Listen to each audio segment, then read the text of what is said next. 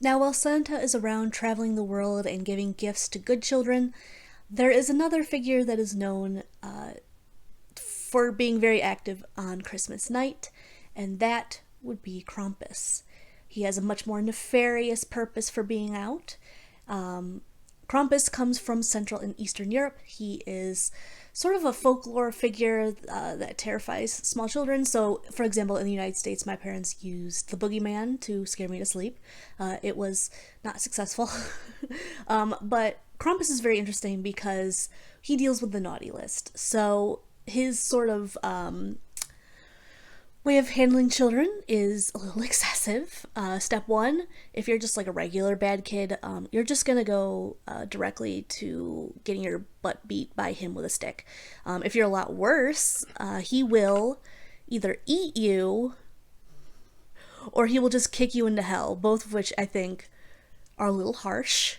Krampus, the movie that we will be discussing, was released in 2015.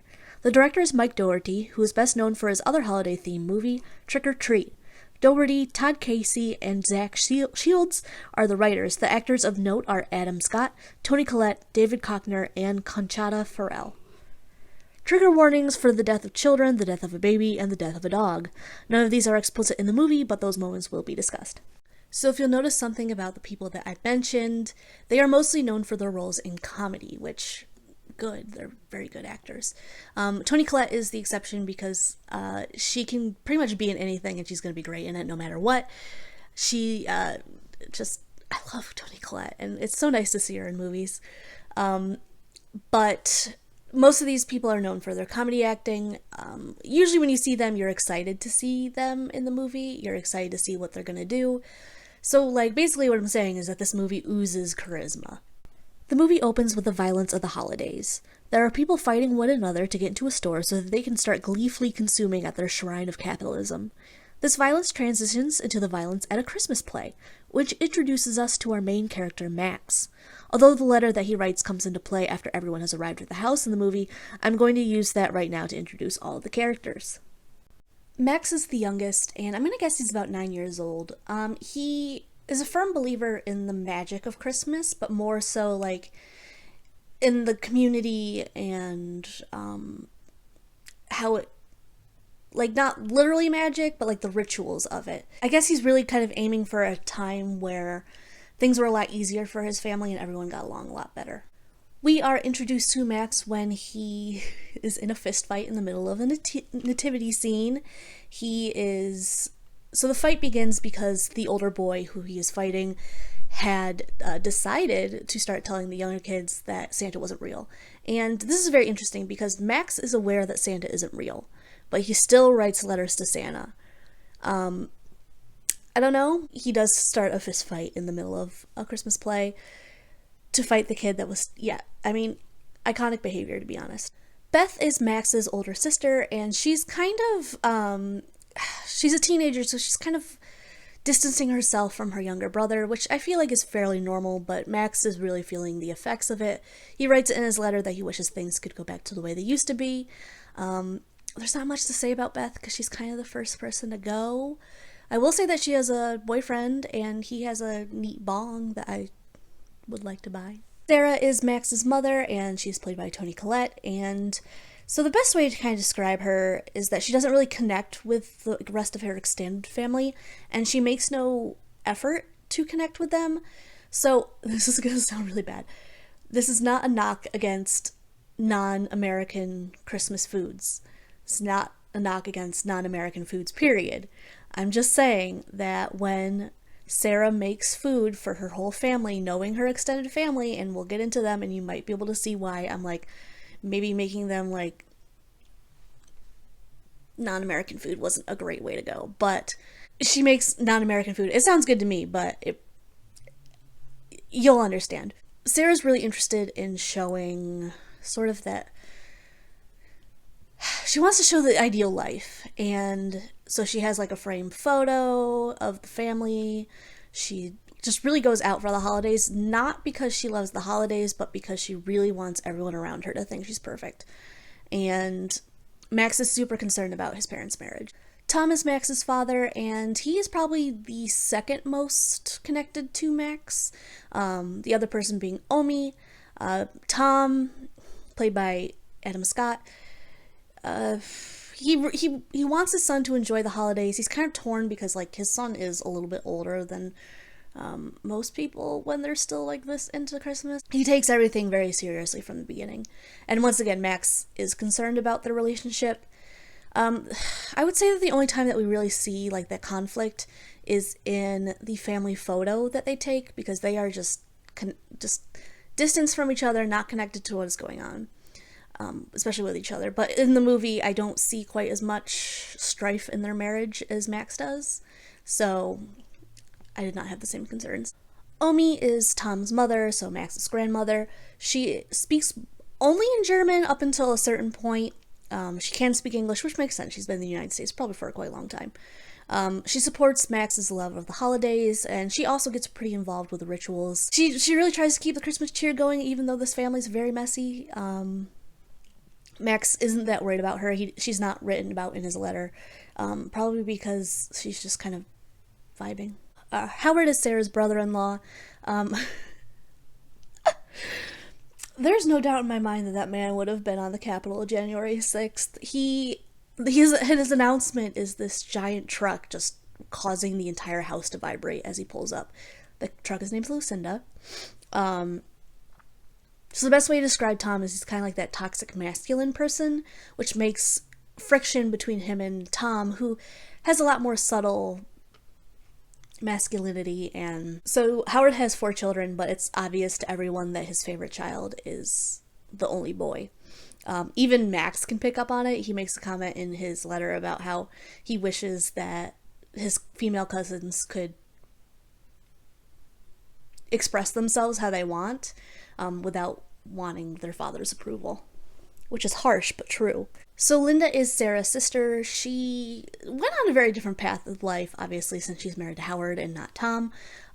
She has 4 kids, and she's struggling to keep track of them. Specifically, Chrissy, the baby, is often left behind, and it kind of becomes this like running joke, like, where's the baby? And like nobody ever really knows. Unfortunately, she doesn't really get much to do until the end of the movie, where she kind of becomes a badass, which I expected to pop up a lot earlier, because there's no way that someone like Howard married like a meek woman. Max is specifically worried about Aunt Linda because they are struggling financially, and he's worried about them, which I think is a nice thing to do. Aunt Dorothy is Linda and Sarah's aunt. She just kind of showed up. Linda did not get a chance to warn Sarah that was happening. I don't think she wanted to warn her. The only issue with Aunt Dorothy is that she's kind of a bitch. I'm gonna be honest. Dorothy is one of the few people that is not upset by Max's letter being read aloud, because she's kind of proud of him for speaking the truth, even though everyone else is not happy with his concerns, because I think they all hit a little bit close to home. Stevie and Jordan are Max's older female cousins. They dress very masculinely, and like I said earlier, this is Max just kind of being like, oh, they want to be men so that their father will love them, which the way things play out kind of tells me everything I need to know. Stevie is the one that reads the letter. She mostly did it to humiliate Max. She only gets mad when like it gets to her part of the family, and like he's expressing concern about her parents financially and expresses concern about her, and like she loses it and it causes this whole fight. The words hit a little close to home. The final character that I'm going to mention is Howie Jr., although he doesn't do much. He is Howard's favorite child. He's just kind of there. He's just kind of a little lumpy man. The reason that I'm talking about all these characters as in-depth as I am is because this movie revolves around the relationship. It is an event that brings them closer if they like it or not.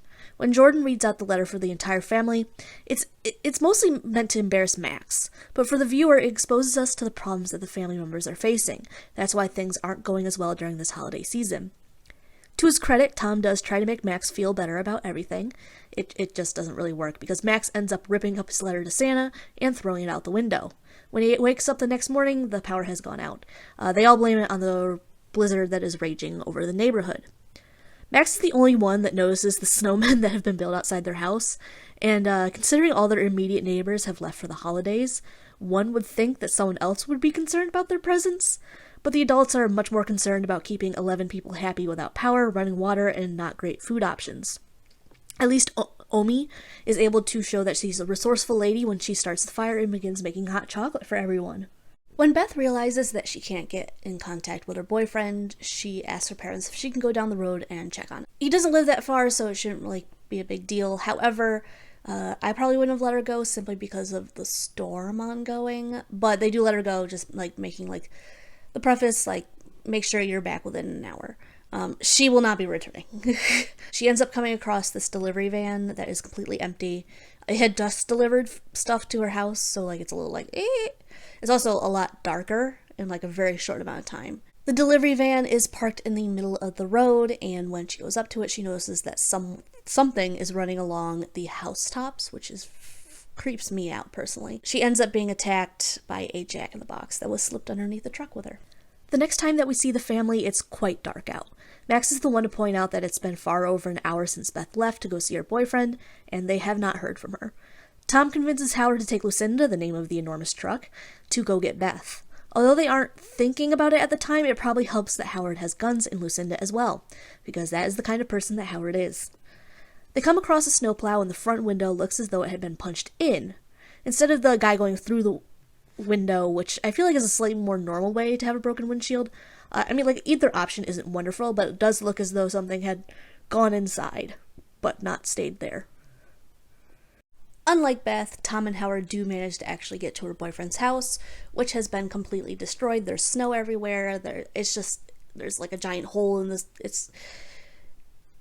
It's a mess. And they find tracks that look as though a giant two-legged goat had kind of wandered through, which does sort of hint towards Krampus's potential origins as a pre-Christmas, pre-Christian figure. Unfortunately, I had a really hard time finding anything about Krampus from his origins, because in 2018 there was a movie released called Krampus Origins, which did not help me, as you can imagine. They hear what sounds like Beth screaming outside, so they ignore the hoof prints to go find her. We already know that she's toast, but they are desperately searching for her. And this moment solidifies for them, although Howard tries to ignore it, that something very serious is going on, because something underneath the snow bites down on Howard's leg, causing problems for the most physically fit person in the family, so he's not really able to do a lot of things anymore.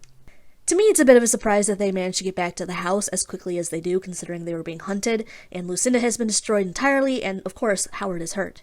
But when they get back, the adults do try to have a private conversation about what's happening. They send the kids to the kitchen with Aunt Dorothy, who is not at all equipped to deal with children, and offers them a drink.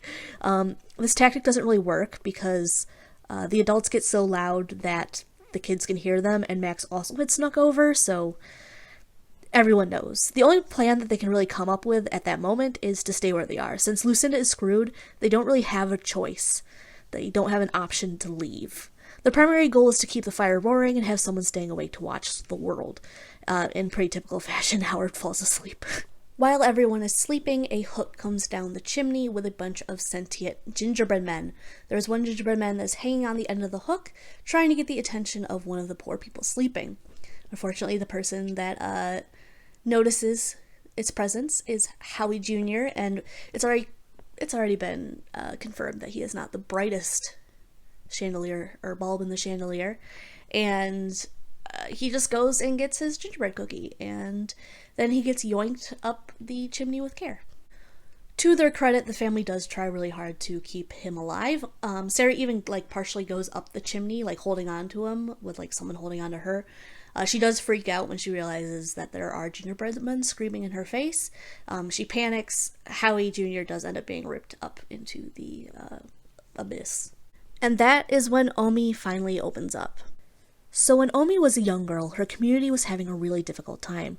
This was probably Germany post-World War II, so understandable. On Christmas, while she was in line to get bread for her family, it was stolen by other adults. They were starving, and they didn't care about the holidays anymore. There wasn't much hope. It was just a day that was like any other day. Christmas just wasn't a concern for them. The only person that still had any hope for Santa was Omi. That was perhaps why when Krampus came to her town, she was the only one that survived. Her entire family, her entire community was completely destroyed by Krampus in one night. And Krampus left her with a bell as a way to remember what happened that night and to never forget what happens when you no longer have that Christmas spirit. By the way, I really, really liked the animation that was done to tell Omi's story. It really reminded me of something that I would see on probably like Freeform during the Christmas season. So I really liked that. That was a really, really nice touch. The reaction to the story is split. Howard completely blows it off, but the kids completely believe Omi and are listening to whatever she has to say. Unfortunately, Omi tells them it's a little too late to fix the mistakes that they'd made that year, and they're kind of screwed in this situation. Howard is mostly concerned about getting his son back. This behavior from Howard kind of proves Max right in his assessment of how Howard views his children, because Jordan, Stevie, and Christy are still very much there. Instead of him wanting to stay there, obviously upset, I'm not going to blame the guy for being upset that his son's gone, and protect his remaining children, he's ready to just go out there for Howie Jr. He only gets part way out of the door when we see many of those snowmen are now outside, and something is laughing and running around out there, so they shut the door very quickly. Tom and Sarah come up with a plan because they kind of need a plan at this point. So they're going to go try to find the snowplow that looked as though it had been punched into. They're going to pile into the snowplow and then drive to the school because that is apparently a safe zone for them for like these enormous emergencies. I'm pretty sure there's one near where I live, but I don't really remember where it is. At the same time this is going on, Stevie and Jordan are looking for the bathroom upstairs when they think they hear Beth. They're kids, so I'll forgive them for looking for Beth, even if it's an obvious trap. Most of the adults that are able to move quickly go upstairs and try to save the girls. While this is going on, Howard rushes into the kitchen and gets attacked by some gingerbread men. This was a very amusing sequence. I enjoyed this a lot. But at least Howard's forced to face the facts that, yeah, Omi's story was true, and you're in a lot of trouble. I did think it was interesting that Stevie and Jordan also got attacked by a Jack-in-the-Box because that was how Beth ended up going. So despite the girls not thinking they have that much in common, they do now, and I think that might also be... I'll have to think about this more, but I do think there's some kind of connection there for the girls being attacked by... Anyway, they do end up getting found by the adults. The Jack-in-the-Box is huge, by the way. When you first see him, it's like a tiny little box, but later on, he big. When Tom, Sarah, and Linda head upstairs to try to save the girls, they are attacked by a bunch of Christmas time icons. The one I'm going to mention the most is probably the Angel Topper, and this is because this one tries to kill Sarah. But also, earlier Sarah and Linda had sort of had this bonding moment when they found their mother's Christmas topper, and they're just kind of like, remember this? And it kind of reminded them of that they come from the same background. They are still connected by who they were as children. There ends up being a lot of mess. Sarah gets hanged by the angel, and the toys are coming alive to attack everyone else that is in the attic. It took a while for it to finally happen, but Linda finally stepped up to the plate to be the badass that we all knew she was. There was no way that Howard was married to a quiet and terrified woman. She cut Sarah down before she can choke to death. Unfortunately, she only managed to save Stevie from the Jack-in-the-Box. There is a valiant attempt to save Jordan as the dog is released to chase down the Jack-in-the-Box that has escaped into the walls. Unfortunately, the dog doesn't last that long, and it's a bulldog that doesn't have a single protective bone in his body. She has been hiding the entire time. Now this is time for the mess to really begin. The attic was just a teaser of what's about to come. I'm gonna call them elves. Aunt Dorothy gets taken by the elves because she's closest. And Christy is also taken, once again reminding us that nobody can remember this damn baby. Now it's interesting because Christy's actually the one that ended up sending Howard chasing after the elves. We don't see him again, so I'm assuming he got his ass destroyed by the elves, but he's dead to me. The only people that we have left are Sarah, Linda, Tom, Omi, Stevie, and Max. This is when the power finally comes back on, and unfortunately, that is a signal that Krampus himself is coming. A song is playing, and although it's a cheerful one, it feels very ominous. This is the first of quite a few people outright sacrificing themselves in order to help save their loved ones. I honestly think this has a lot more to do on impressing Krampus towards the end. Of course, we'll be getting there soon, don't worry.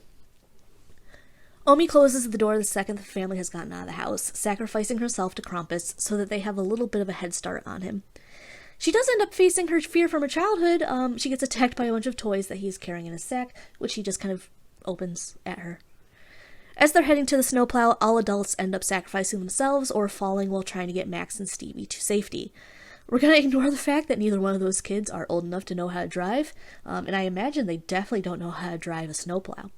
The thing is, I also entirely understand why they were desperately pushed forward by their parents.